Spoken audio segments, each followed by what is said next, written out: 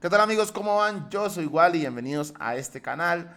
Hace pocos días la ministra polémica Irene Vélez realizó una entrevista para la revista Semana con la periodista Vicky Dávila. En esta habló de algunos temas que han llamado la atención desde que ha sido nombrada en esta cartera y pues también aclaró algunas cosas de las cuales pues vi que tenía inquietud, como su eterna inquietud, por ejemplo, de saber si Petro se va a prolongar eternamente en el poder, ¿no? Que es algo que parece eh, no la deja dormir, ¿no? Bueno, dice, la ministra Irene Vélez recibe aplausos por respuesta a Vicky Dávila. La ministra de Minas y Energía es la portada de la última edición de la revista Semana titulada Yo no soy el terror de los petroleros. Vélez conversó con la periodista Vicky Ávila sobre temas como la transición energética, la decisión del presidente de asumir las funciones de la CREC y las posturas que han tomado desde el ministerio. La jefe de la cartera de Minas respondió de manera serena y elocuente las preguntas que le realizó la comunicadora en temas como los contratos de hidrocarburos y la posibilidad de exportar gas de Venezuela. Sobre la acusación que recibió Vélez de la exministra de Minas, Belisa Ruiz, por supuestamente haber mentido en el informe de reservas petroleras que se presentó en Davos, la ministra respondió de manera contundente: Vicky, yo no le mentí al país, eso debe quedar clarísimo, el documento al que se refería la ex viceministra responde a cifras oficiales y no miente. Hubo una confusión al hacer pasar ese documento de balance de contratos por un documento de informe de reservas. Y bueno, las respuestas fueron aplaudidas en redes sociales, acá la vemos feliz, sonriendo en la portada de Semana. Bueno, vamos a ver algunos apartes de esta entrevista. Y pues, a ver ustedes también qué opinan sobre lo que afirma la ministra.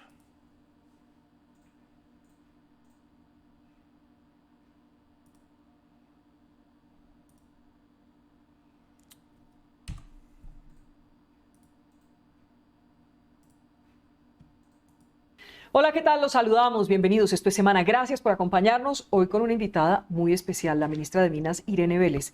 Ministra, gracias por aceptar esta invitación de Semana. Gracias, Vicky, por la invitación. Me quedé sorprendida de verla tan joven. Pero no tanto, estoy cuarentona ya. Ah, bueno, ya es grande. Ministra, permítame hacerle una primera pregunta que le va a parecer tal vez extraña, pero se la quiero hacer de entrada. Ha habido muchas polémicas, ha habido momentos difíciles y demás, en donde algunos sectores le han pedido: ministra, renuncie. ¿Por qué no se ha ido Irene Vélez? ¿Por qué no ha renunciado al cargo? En primer lugar, porque el presidente no me lo ha pedido y es mi jefe. Una pregunta dura para arrancar una entrevista, ¿no? O sea, ¿usted por qué no se va? Voy a estar aquí hasta que él así lo decida. Pero sobre todo porque tengo una profunda convicción por el proyecto político de la transición energética.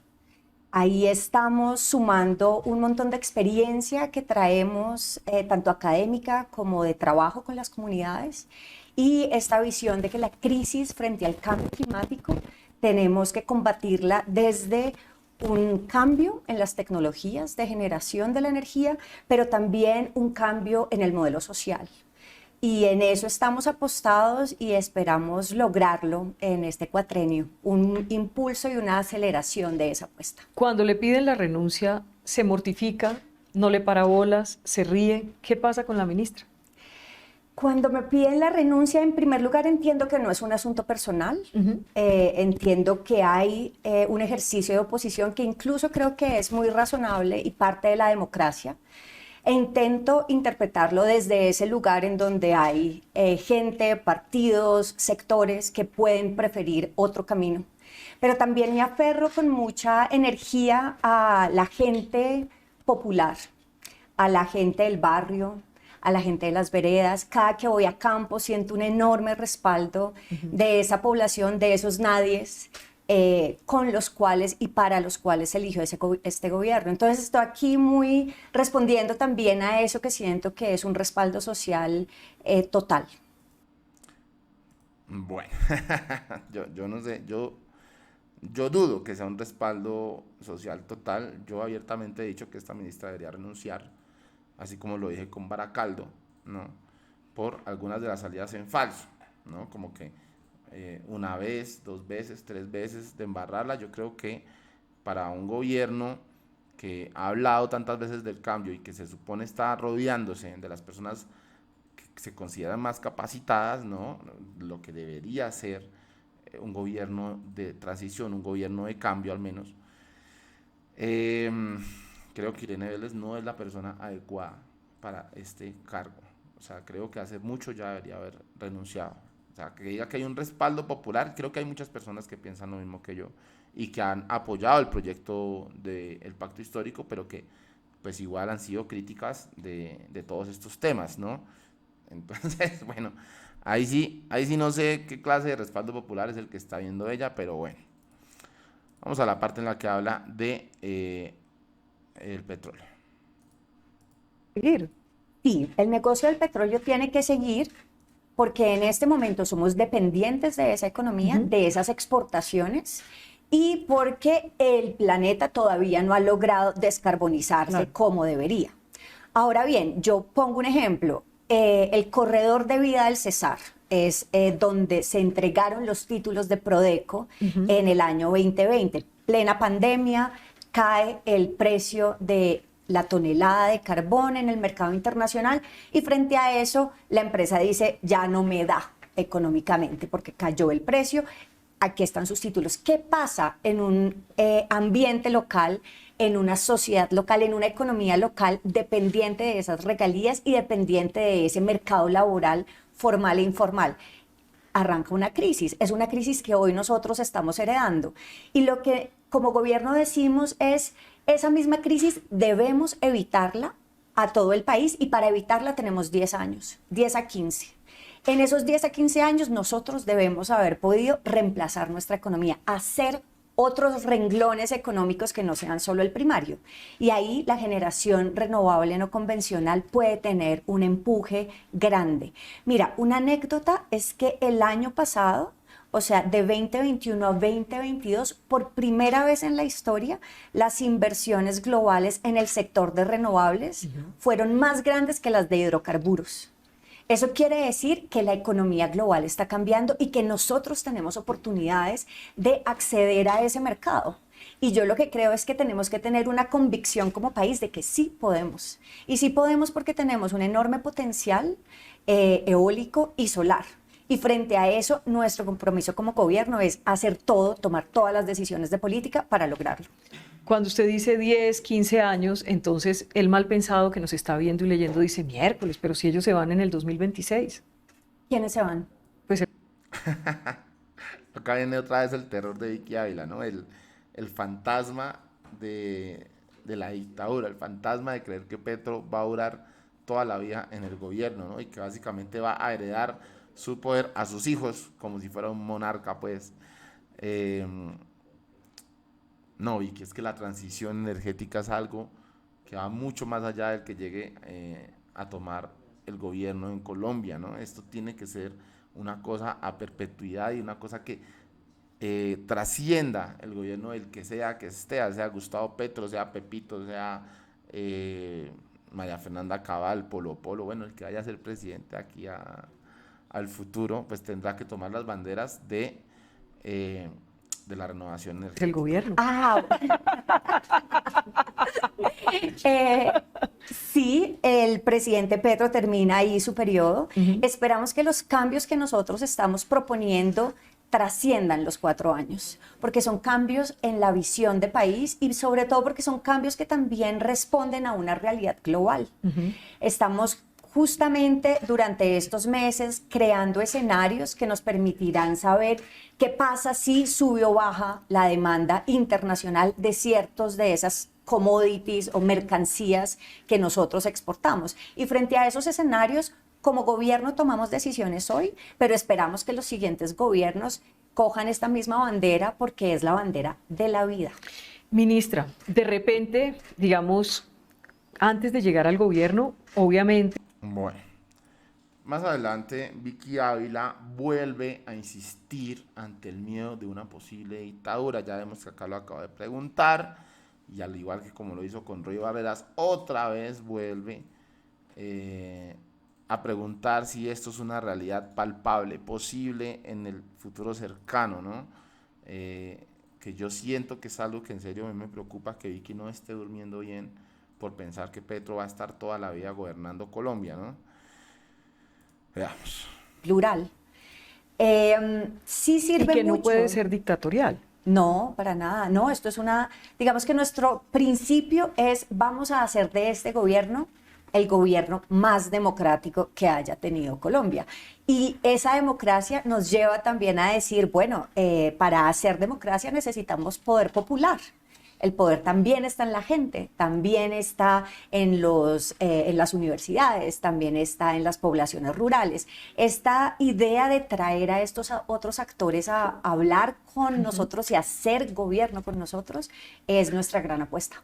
Ministra, le decía, ¿de repente usted se ha convertido en el terror de los petroleros en Colombia? No, no creo.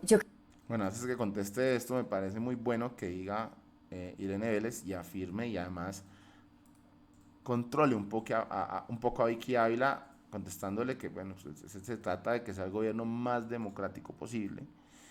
Y efectivamente, con esta respuesta, pues se entiende que lo que no se quiere es una dictadura, al contrario, que entre más personas de diferentes índoles pues hagan parte del gobierno, pues mucho mejor, y además que puedan de hecho proponer sus propias acciones y pues continuar los procesos democráticos, ¿no? Que es lo contrario a lo que Vicky le tiene miedo. Bueno, ahora vemos qué respondió frente a si es el terror de los empresarios. Yo creo que la industria petrolera está cambiando. Está cambiando en Colombia. Ecopetrol es una de las empresas, por ejemplo, que a través de su filial Zenit logró que fuera la primera transportadora que era carbono neutral. Eso lo logró este año. Y tiene un montón de nuevos proyectos de descarbonización de la industria. Este año sus inversiones van a ser altísimas en renovables y no es una excepción. Shell es una de las que ha sido pionera en reemplazar también como su mercado, ¿no? Diversificar, digamos, su portafolio, volverse cada vez más verde. Y creo que a nivel internacional las empresas están muy comprometidas con ese cambio.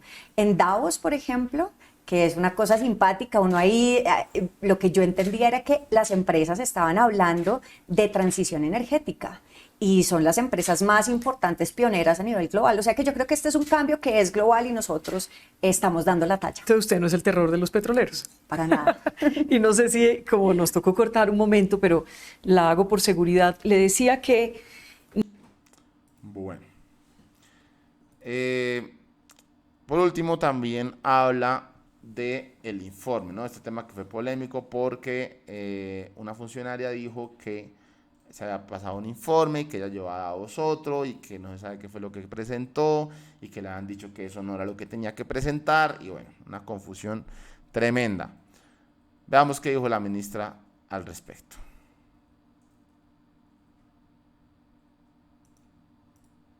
Que todos los que sí estamos viendo para el mismo lado, sigamos remando. Sin embargo, aquí ocurrieron cosas más delicadas y usted lo sabe. Cuando la exviceministra sale y dice, la ministra Irene Vélez le mintió al país, pues eso ya es una situación que va más allá de que no me entendí con ella para trabajar. ¿Cómo tomó usted esas declaraciones de la exviceministra? En primer lugar, Vicky, yo no le mentí al país.